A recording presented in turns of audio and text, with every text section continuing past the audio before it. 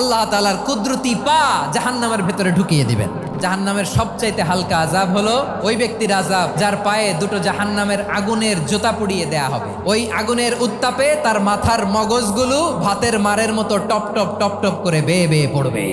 এইটা যদি সবচেয়ে লাইট পানিশমেন্ট হয়, সবচেয়ে হালকা পাতলা সহনীয় আযাব যদি হয়, তাহলে ভয়ঙ্কর তোমার আযাবের কি অবস্থা হবে? জাহান্নামের অবস্থা এত ভয়ঙ্কর হবে, জাহান্নামের ভেতরে লক্ষ লক্ষ কোটি কোটি কাফির মুশরিককে দেওয়ার পরেও জাহান্নাম বলবে হালমিম মাজিদ, আরো আছে নাকি, আরো দাও, আমার ক্ষুধা নিবারণ হয় নাই।